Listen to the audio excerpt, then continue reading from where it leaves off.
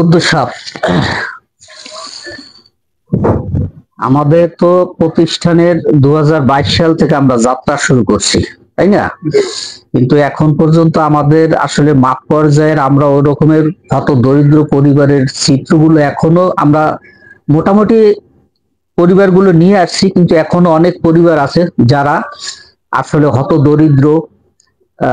তোমার অনেকেই না খেয়ে থাকে, অনেকের ঘরে চুলো জ্বলে না, বা অনেকের বৃদ্ধ ঘরে পিতামাতা আছে কিন্তু ছেলে সন্তান ওই পিতামাতার খোঁজ খবর রাখে না। ঠিক আছে, এই ধরনের আমাদের তথ্য নিয়ে আসতে হবে।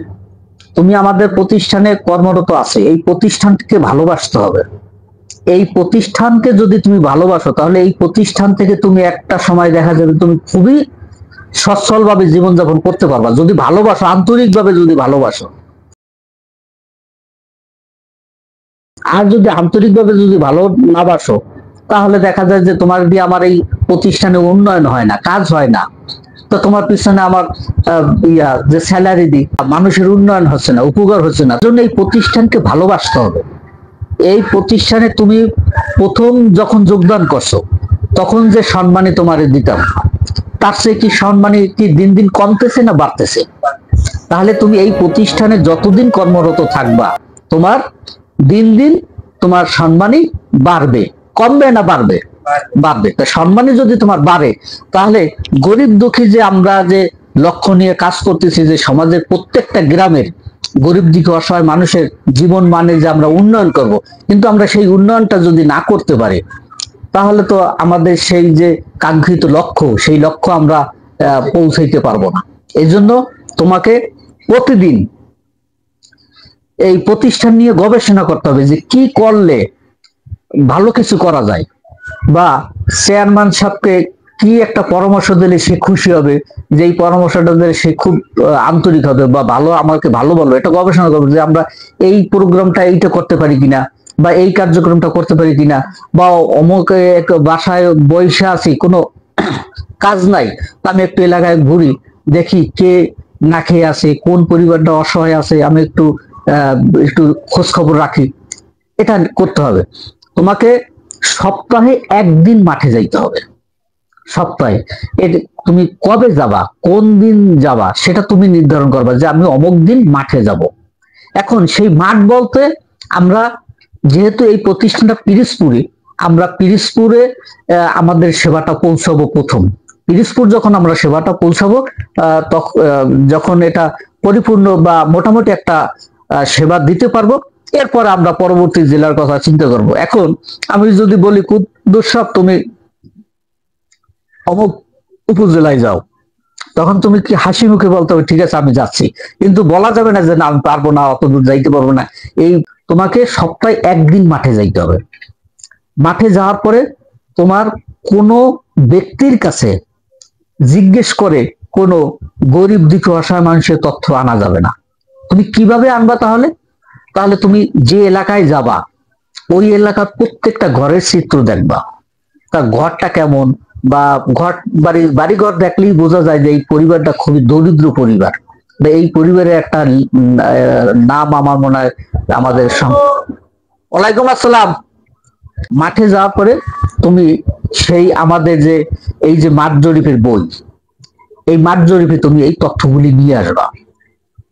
এই যে মাঠ জরিপের বইতে যে তথ্যগুলি থাকবে, এই তথ্যের ভিত্তিতে আমাদের পরবর্তী কার্যক্রমগুলি, অর্থাৎ যে সামাজিক যে আমরা কার্যক্রম করি প্রতিনিয়ত, সেই কার্যক্রমগুলি আমরা করব। সেই মাঠ জরিপের যখন তুমি কাজে যাবা, এই প্রত্যেকটা পেজ কিন্তু এক একজন এক একটি পরিবার, এই কিন্তু একটা পরিবারের মাঠ জরিপ, অর্থাৎ একটি পরিবারের তথ্য এখানে নিয়ে আসবা।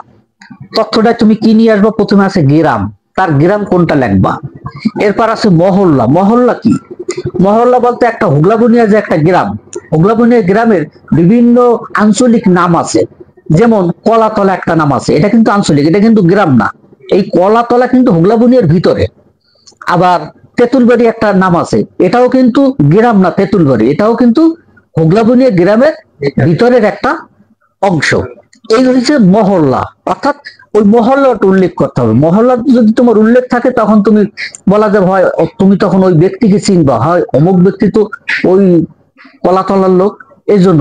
অথবা তুমি লিখবা দক্ষিণ হোগলাবনিয়া বা পূর্ব হোগলাবনিয়া বা উত্তর হোগলাবনিয়া বা পশ্চিম হোগলাবনিয়া। আর যদি তুমি মহল্লা, বিশেষ করে মহল্লা জানো, তাহলে তার মহল্লাটা উল্লেখ করবা যে তেঁতুলবাড়ি এলাকা।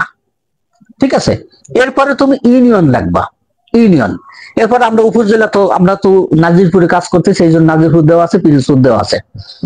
এরপরে তুমি ফর্ম নাম্বার লাগবে, এটা কত নম্বর ফর্ম, 1 নম্বর ফর্ম। তারপর তুমি যে গ্রামটায় গেছো সেই গ্রামটা ওয়ার্ড, ওয়ার্ড নাম্বারটা কত এটা তোমার জানতেই, লিখতেই হবে এবং জানতেই হবে, ওয়ার্ড নাম্বারটা লিখবা। এরপরে পরিদর্শন তারিখ, অর্থাৎ তুমি কত তারিখে যাইতেছো পরিদর্শন করতে, ওই ডেটটা তুমি ওইখানে উল্লেখ করবা, যে তারিখে যাবো ওই হ্যাঁ ওই তারিখে তুমি এই ডেটটা লিখবা। এরপরে হাঁটতেছো মহল্লার ভিতর থেকে, দেখা যায় যে পুরো একটা ঘর, ছোট্ট একটা ঘর, তোমার মনে হয়েছে যে এটাই হত দরিদ্র একটি পরিবার। কারো কাছে কোনো জিজ্ঞেস করার প্রয়োজন নাই যে কে দরিদ্র আছে আর কে অসহায় আছে, কোনো কিছু জিজ্ঞেস করা যাবে না। তুমি হাঁটা অবস্থায় যেটা তোমার মনে হবে যে এইটাই হত দরিদ্র, সেই পরিবারে যাবা, যার পরে বলবা যে আপনার পরিবারের প্রধান কে। যদি মহিলা, প্রধান বলতে তোমার পরিবারের প্রধান কে, তুমি নাকি? যে পরিবারে পুরুষ থাকবে পুরুষের নামটা লিখবা, মহিলা হইলে মহিলার নামটা লিখবা, অর্থাৎ ওই পরিবারের প্রধান, ওই পরিবারের প্রধান নামটা যে লিখবা তুমি, এনআইডি কার্ড লিখবা। কারণ আমরা এনআইডি কার্ড আমাদের প্রয়োজন হইতে পারে, তার আমরা একটা নাম লিখলাম এনআইডি কার্ডের সাথে মিল নাই, তখন একটা সামঞ্জস্য হয় না। এই জন্য আপনার এনআইডি কার্ড আছে, এনআইডি কার্ডে কি নাম আছে আপনার, ওই এনআইডি কার্ডের নামটাই এইখানে লিখবা। এরপরে তার বয়সটা লিখবা, বয়স কত, 20 বছর হইলে 20 বছর, 50 বছর 50 বছর। তারপর পেশাটা লিখবা, সে কি করে, পেশা। এখন দেখা যায় সে যদি কিছুই করে না, একদম মানে সে বৃদ্ধ, তাহলে যে লিখবো অকর্ম। ঠিক আছে, অর্থাৎ কর্মহীন লিখবা। আর যদি কৃষি কাজ করে লিখবা কৃষি কাজ করে, এই ঘরের বাহিরে তুমি যাইতে পারবে না, অর্থাৎ বিচ্ছিরি হয় না যেন, ওই ঘরের ভিতরেই ছোট করে তুমি লিখবা। এরপরে লিখবা পরিবারের সদস্য সংখ্যা কয়জন, 7 জন হইলে 7 জন, 5 জন হইলে 5 জন, 3 জন হইলে 3 জন। তারপরে লিখবা সদস্যের নাম, অর্থাৎ সদস্যের নাম, কোন সদস্য, ওই পরিবারে কতজন সদস্য আছে, সেই সদস্যের ভিতরে তো পরিবারের প্রধান লিখছো, তাই না? তারপরে তার স্ত্রীর নামটা লিখবা, প্রধানের নাম তো প্রথম হবে। হ্যাঁ প্রধানের নাম তো লিখছো তুমি, প্রধানের আবার 2 নম্বরে লাগবা প্রধানের পিতার নাম বা স্বামীর নাম।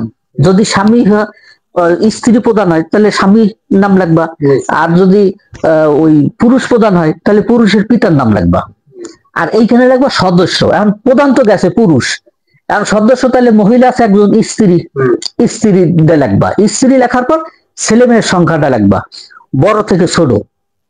ক্লিয়ার? বুঝতে পারছো না পারো নাই? অর্থাৎ স্ত্রীর নাম লাগবা, সম্পর্ক কি লাগবা স্ত্রী, পেশা কি গৃহিণী। ঠিক আছে, তারপর পরিবারের মোবাইল নাম্বারটা এখানে লাগবা।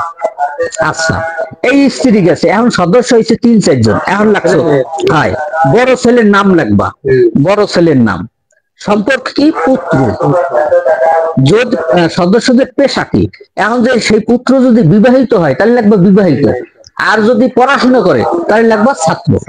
ঠিক আছে, মোবাইল নাম্বারের দিকার প্রয়োজন নাই, এই একটাই। হয় এরপরে তার মেয়ের নাম লাগবা, মেয়ের নাম লাগবা, সম্পর্ক কি কন্যা, তারপরে পেশা কি, যদি বিবাহিত হয় তাহলে লাগবে বিবাহিত। ঠিক আছে, আর যদি বিবাহিত না হয় তাহলে লাগবা কি, লাগবা ছাত্রী হইলে ছাত্রী, ছাত্রী হইলে ছাত্রী, বা কম ছাত্রী লেখলে হবে। ক্লিয়ার? বুঝতে পারছো? এইভাবে এই একটা পরিবারের তথ্য। আর এই মোবাইল নাম্বারটা ওই পরিবারের মোবাইল নাম্বার আনবা, পাশের ঘরের মোবাইল নাম্বার কখনো তুমি আনবা না।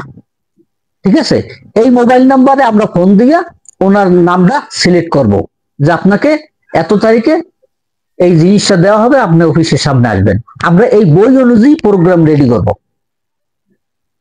কথা ক্লিয়ার? কি বুঝতে পারছো না কোথাও ভুল আছে?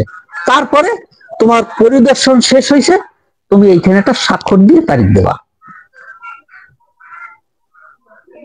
এটা হচ্ছে তোমার মাঠ জরিপের, ওই জায়গা তো আমি পরিবারের যে প্রধান হ্যাঁ এই জায়গায় লাগবা। এবার 2 নম্বরে আমি ওই জায়গায় দুই জায়গায় পিতার নাম লাগবা, বা স্ত্রীর নাম হইলো না মহিলা হইলে স্বামীর নাম লাগবা। স্বামীর নাম। আর যদি পুরুষ হয় ওই পুরুষের পিতার নাম লাগবে, পিতার নাম। আর এদিক সব ফাঁকা থাকবে।